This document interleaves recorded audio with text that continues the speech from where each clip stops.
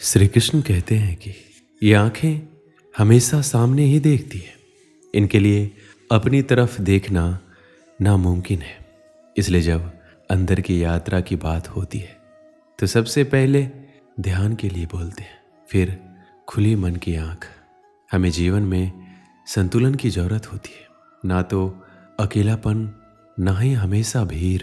आपने कभी महसूस किया कि जब हम अकेले होते हैं तो चाह होती है कि दुनिया मिल जाए, रिश्ते मिल जाए, प्रेम मिल जाए, और दूसरी तरफ जब आप सबके साथ होते हैं तो चाहते हैं कि थोड़ा वक्त खुद के लिए, खुद के साथ मिल जाए। परेशानी बस इतनी है कि आप जहाँ हो वहाँ का आनंद लेना नहीं आता। अकेलेपन में आप खुद के सबसे ज़्यादा करीब होते हो। जानो खुद को, पहचानो। जिस दिन खुद को पहचान लिया, खुद को संभाल लिया, प्यार हो जाएगा अकेलेपन से। एक और बात, अगर आप अकेले हैं तो खुद को टटोलिए। यह आपके स्वभाव का ही परिणाम हो सकता है। ना अकेलापन बुरा है, ना रिश्तों की भीड़। बस जरूरत है संतुलन की। एक बार अगर अपना ध्यान दुनिया से हटाकर खुद में लगा लिया, अगर दूसरे की प्रेम की चाह को छोड़कर खुद को पाने की चाह जग गई, तो सारी समस्या खत्म हो जाएगी। श्री कृष्ण कहते हैं, अकेलेपन अपने साथ बहुत सी भेंट लेकर आता है। सवाल ये है, आप उसका स्वागत कैसे करते हैं? मेरा कहना मानिए, अगर आपने इसको सकारात्मक परिप्रेक्ष्य में लिया तो ये वरदान स्वरूप है। अकेलेपन को अपनी कमजोरी नहीं मानते, बल्कि ताकत बनाइए। लंबे समय तक अकेले रहने वाले लोग खुद में ऐसी क्षमता को खोज लेते हैं जो आम लोगों में शायद ही होती है। जब आप अपने मोबाइल फ़ोन को हद से ज़्यादा इस्तेमाल करते, उसकी क्षमता को खर्च करते, तो जाहिर है उसकी बैटरी डाउन हो जाती है। इसी प्रकार से हमारे साथ भी कुछ ऐसा ही होता है। ज़रूरत से ज़्यादा लोगों से घिर जाने पर आप अपनी ऊर्जा का अधिक इस्तेमाल करते हैं, जिससे अंततः हम थकान महसूस करते हैं। और ऐसे में यदि हमें कुछ समय के लिए अकेला छोड़ दिया जाए तो हम शांति महसूस करते हैं। जब हम अकेले रहते हैं तो अपनी अंतरात्मा से बातें करते हैं, खुद को समझते हैं। हमें किन बातों की ज़रूरत है उसकी गहराई तक जाते हैं, क्योंकि हमारे विचार ही हमारे आने वाले कल की खुशियों का सही चयन कर सकते हैं। यही तो हमें अकेले रहने का एक फ़ायदा दिखाई देता है। हजारों की भीड़ में जब हम खुद को भूल जाते हैं तो अकेले रहने पर खुद के पास होने का एहसास करते हैं।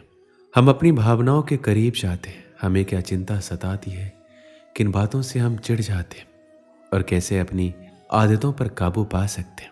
ये सब सोच पाना तभी संभव है जब हम अकेले रहें। अकेले रहने पर धीरे धीरे हम अपनी भावनाओं को समझते हैं। लेकिन भावनाओं के अलावा सच में अकेले रहने के और भी कई फायदे हैं। पेंटिंग, स्केचिंग, डांस करना, गीत गुनगुनाना, फिल्में देखना, किताबें पढ़ना, या फिर कोई भी मनपसंद काम करना जो शायद हम किसी ज़माने में किया करते थे, या आप तभी कर सकते हैं जब खुद के लिए समय निकालेंगे। इससे न केवल आपको खुशी मिलेगी बल्कि एक सुकून भी मिलेगा। सुकून ये है कि आपने एक लंबे समय के बाद अपनी आत्मिक खुशी के लिए कुछ किया है। जब आप कुछ वक्त अकेले बिताते हैं तो आपका जहन सुकून के पलों का बखूबी इस्तेमाल करता है। शोर शराबे से दूर अकेले में बैठे रहते हैं तो आपकी सोचने समझने की ताकत को मजबूत करता है। अकेले रहना तो अच्छा है, एक बात जरूरी है, और वो है सकारात्मकता। किसी नकारात्मक व्यक्ति को अपने इर्द गिर्द मत भटकने दीजिए, वो आप में निराशा भर देगा। ध्यान रहे, आपका आपसे अच्छा मित्र कोई नहीं है। खुद से बात कीजिए, ईमानदारी से अपनी समीक्षा कीजिए, खुद को आईने में देखकर खुश हो जाइए। जैसी दृष्टि वैसी सृष्टि। आपके नज़रिए पर निर्भर करता है आप अपनी ज़िंदगी को किस नज़रिए से देखते हैं। एक सूत्र याद रखिए, अकेला चलो। दुनिया में क्रांति लाने वाले महापुरुष अकेले ही चले थे। अकेलापन अपने आप में कोई समस्या नहीं है, बस बात इतनी सी है कि स्वयं को गहराई से समझने का एक शक्तिशाली माध्यम हमारे हाथ लग गया है, और हम नहीं जानते कि इस शक्तिशाली माध्यम का उपयोग कैसे करें। अब सामाजिक समस्या के रूप में देखें तो अकेलापन दो तरह का हो सकता है, एक भौतिक, दूसरा भावात्मक।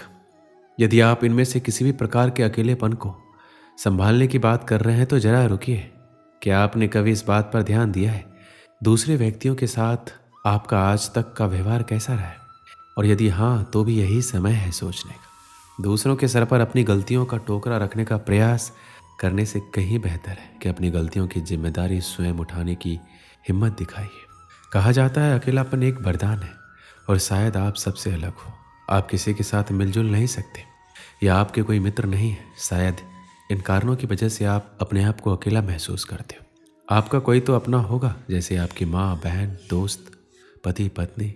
अगर आप अकेला महसूस कर रहे हो तो आप अपने मन की बात अपनों से कर सकते हैं। आप चाहे अपने आप को कितना भी बेसहारा महसूस कर रहे हो, लेकिन जहाँ तक मैं जानता हूँ हमारा परिवार, हमारे सच्चे दोस्त हमारे साथ हमेशा खड़े रहेंगे। कई लोग ये नहीं जानते कि अकेलापन क्या होता है, तो हमें सबसे पहले ये जानना होगा अकेलापन होता क्या है। अकेलापन एक ऐसी भावना है जिसमें लोग बहुत तीव्रता से खालीपन और एकांत का अनुभव करते हैं। अकेलापन की तुलना अक्सर खाली, अवांछित और महत्वहीन महसूस करने से की जाती है। अकेलापन का सबसे बड़ा कारण है मन पर काबू ना होना। कई बार आप मन के माध्यम से ऐसी अकथनीय भावनाओं में बह जाते हैं जिनमें आप अकेलेपन और मुश्किलों को अनुभव करते हैं। अकेलेपन को दूर करने का सबसे अच्छा तरीका है अपने आप से प्यार करना। आपको स्वयं से ज़्यादा शायद कोई नहीं जानता होगा, इसलिए अपनी अच्छी या बुरी चीज़ों को समझें। ज़रूरत पड़ने पर उसमें बदलाव भी करें।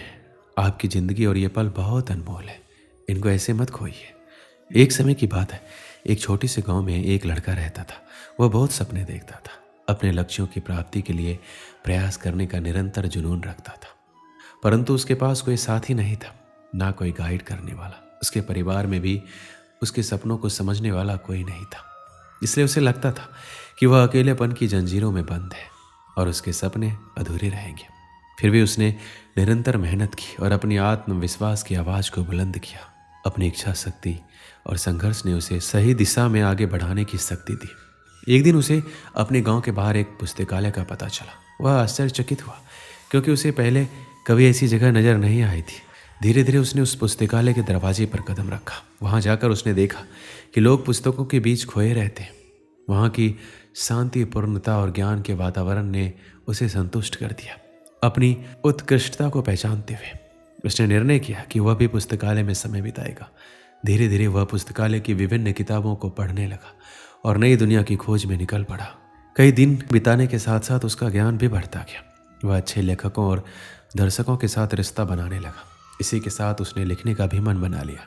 उसने कई लेख लिखे, जिसमें उसका एक लेख प्रकाशित हुआ और उसे अवसर मिला अपने लेखकीय कौशल को दुनिया के सामने प्रदर्शित करने का।